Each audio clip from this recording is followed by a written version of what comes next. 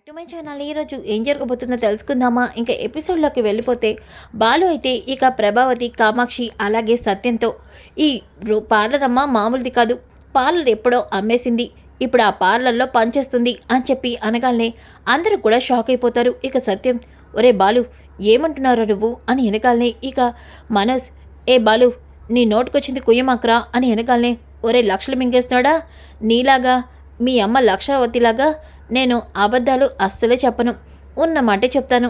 ఇది నిజమో కాదో పక్కనున్న ఈ పార్లరమ్మనే అడుగు. ఏం పార్లరమ్మా, మాట్లాడవేంటి, నోట్లో మాట బయటికి రావట్లేదా అని వెనకాలనే ఇక రోహిణి భయపడిపోతూ, అది ఆంటీ అది అది అని అంటుంది.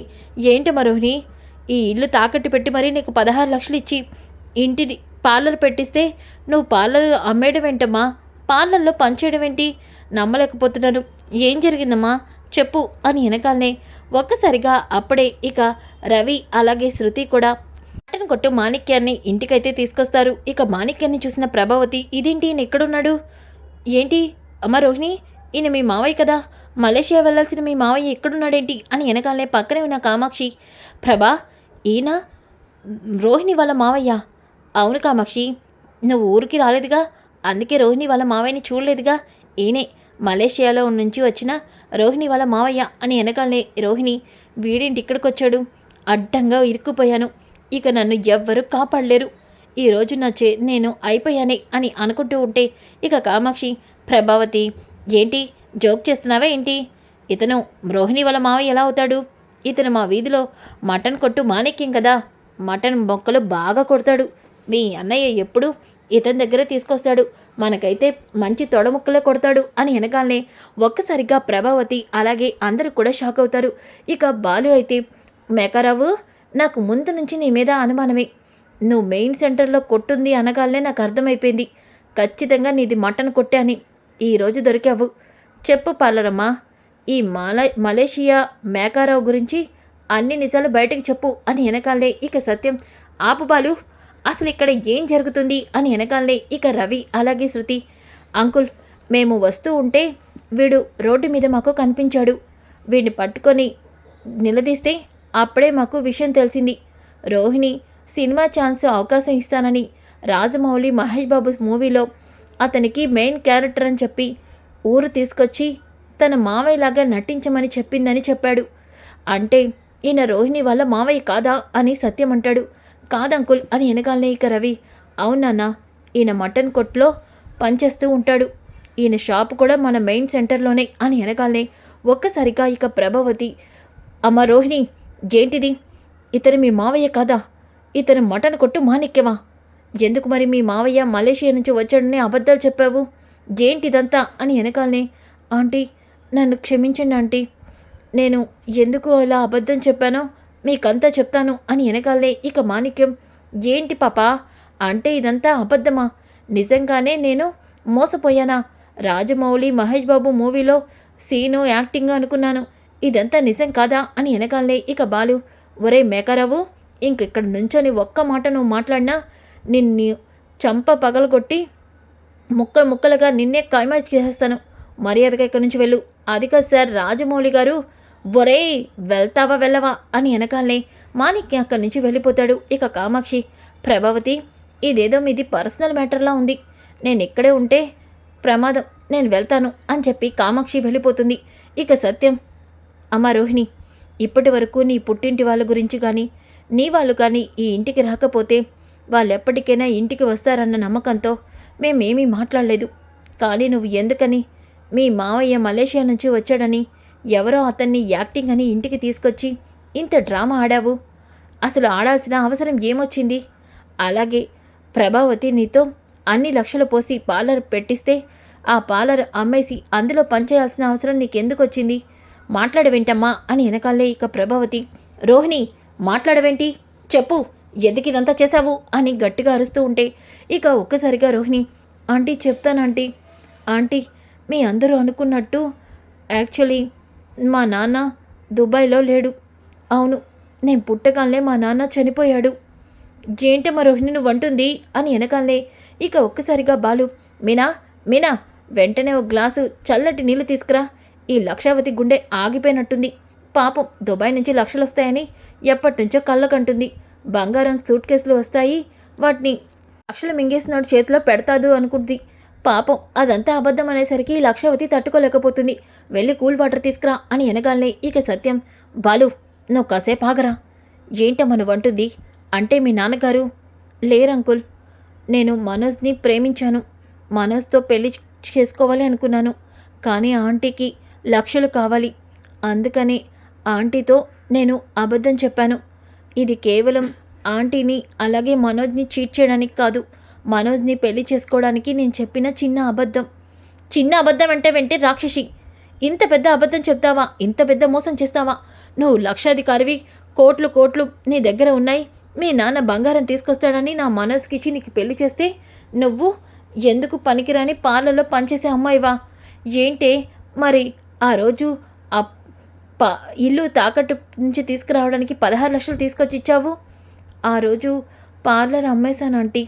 అంటే ఆ రోజు మీ నాన్న ఇచ్చాడని అబద్ధం చెప్పాను ఆంటీ.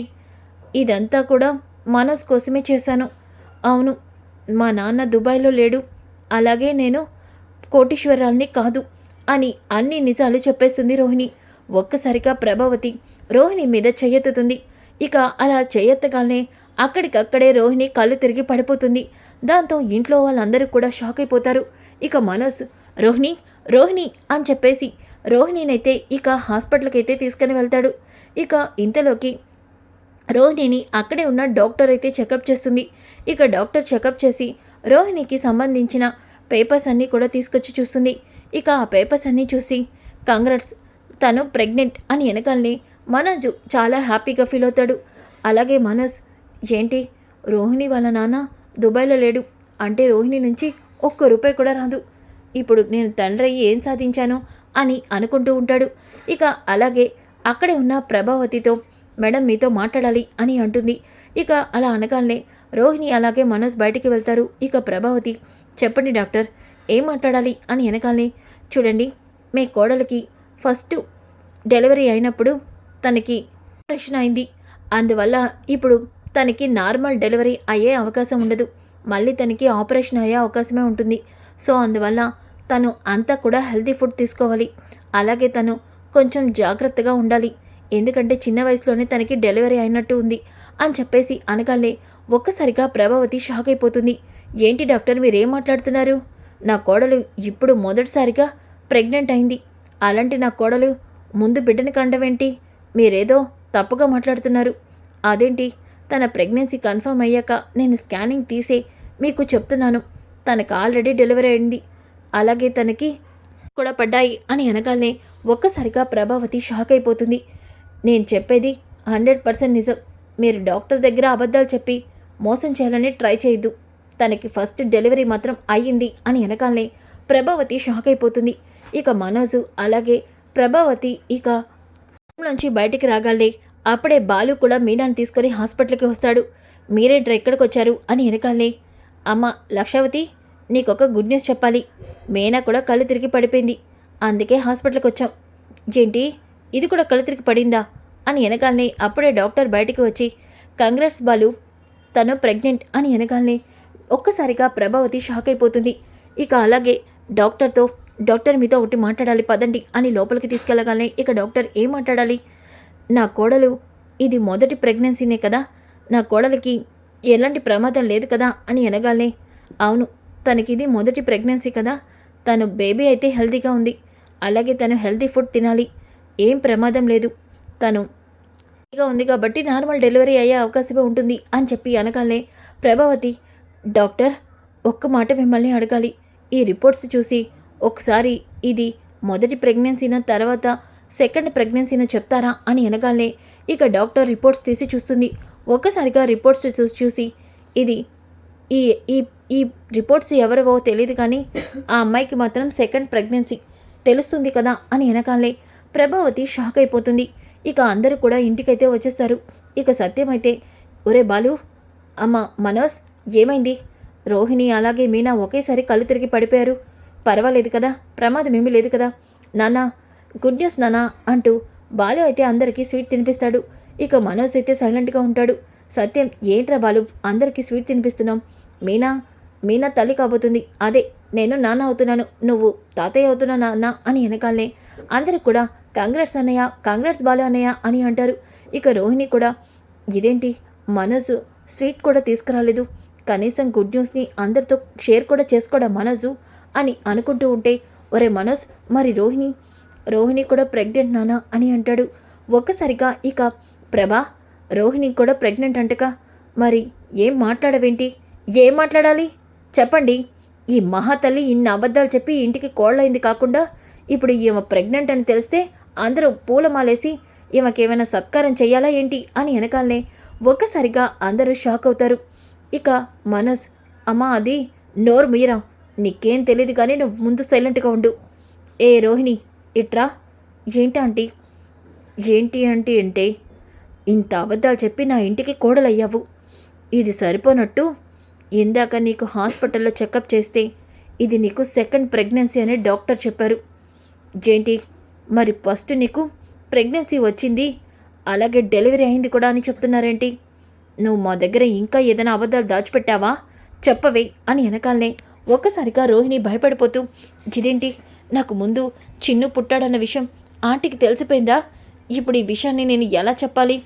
ఇప్పటికే మా ఇంట్లో మా నాన్న కోటీశ్వరుడు కాదు లేడని తెలిసి మనోజు ఆంటీ నన్ను అసహించుకుంటున్నారు. ఇప్పుడు నాకు మొదట పెళ్ళయిందని నా కొడుకు చిన్ను కూడా ఉన్నాడని తెలిస్తే నన్ను ఇంట్లో ఉంచుతారా? ఉంచరు. ఏం చేయాలి అని ఆంటీ మీరేం మాట్లాడుతున్నారో నాకు అర్థం కావట్లేదు.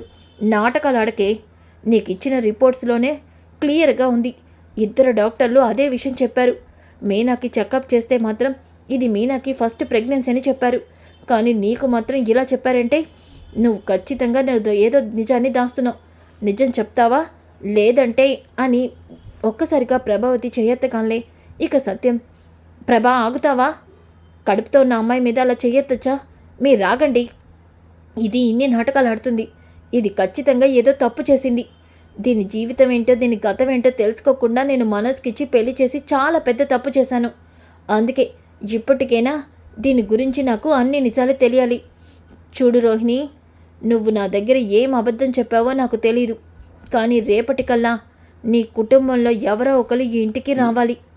నీ గురించి నాకు అన్ని విషయాలు తెలియాలి. అప్పటి వరకు నువ్వు ఈ హాల్లోనే పడుకోవాలి. అదేంటమ్మా నువ్వు నోరు మీరా? ఇది హాల్లోనే పడుకోవాలి, మనోజ్ గదిలో మనమందరం పడుకోవాలి.